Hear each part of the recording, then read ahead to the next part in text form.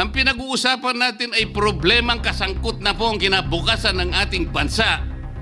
Sasabihin ba natin interparliamentary courtesy? Nakikinig po ang buong bayan. Tatakpan po ba natin ng dahil sa interparliamentary courtesy?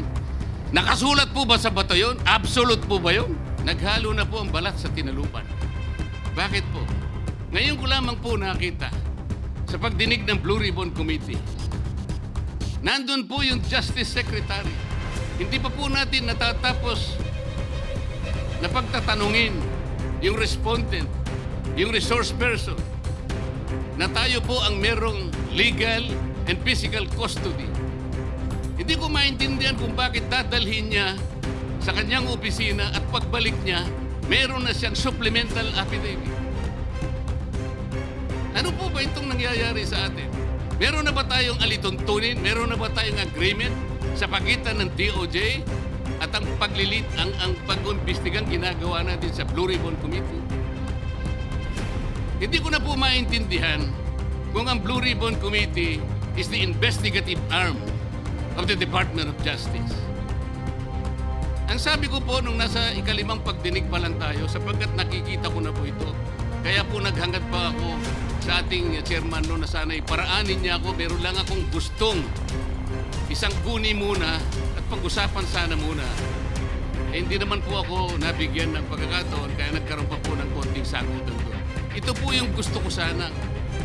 Ayusin muna, pag-usapan muna natin. Lalong-lalo na po ang kaugnayan natin sa bagong tatag na ICI, Independent Commission on Infrastructure. Ano po bang ugnayan natin dito? Hindi po ba tayo mag-uusap muna? Hindi ba tayo gagawa ng regulasyon muna?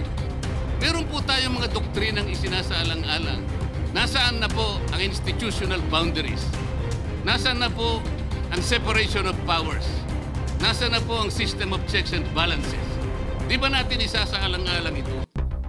Dadalawang tao lamang po ba ang mamamagitan sa pagitan ng mga institusyon na ito? At mawawala na po kami sa picture? Are we supposed to be kept in the dark, Mr. President? Yung po, kung mo ba sinabi ng ICI na isa sa kanilang mga poder, kapag ka nag-request po sila, makakakuha sila ng impormasyon sa House of Representatives, sa Senate, sa Korte, sa Sandigang Bayan, at kahit sinong otoridad. Ibig ba sabihin wala na tayong opsyon na tumanggi? Kailangan po natin pag-usapan muna yun. Ang nangyayari po sabog-sabog na po .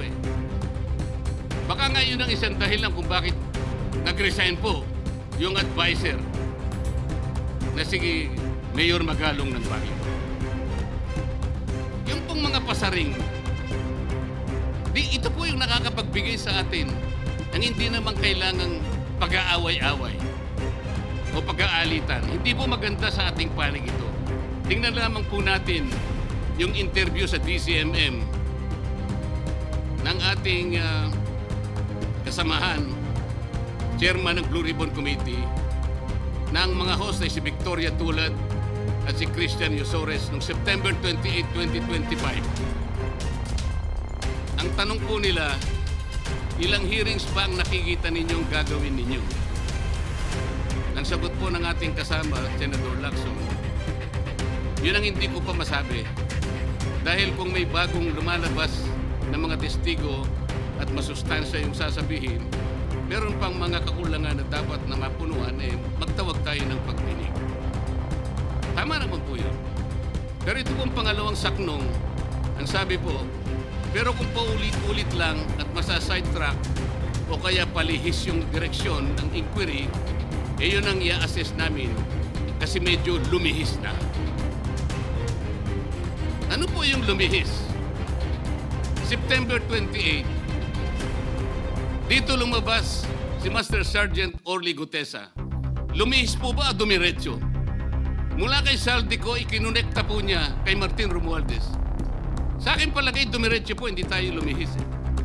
Pagkatapos tinanong pa po, do you think po, coach po si Gutesa? At iba pong observation baka si Senator Rodante Marcoleta dahil parang sinabihan siya nung nagbabasa siya. O nalimutan mo, balikan mo itong paragraph na ito. Naipaliwanag ko na po kung bakit ko lamang siya sinansala at sinabi kong balikan mo sapagkat meron nga po siyang nalalaktawan base po sa sinusundan namin na binabasa niya na dokumento.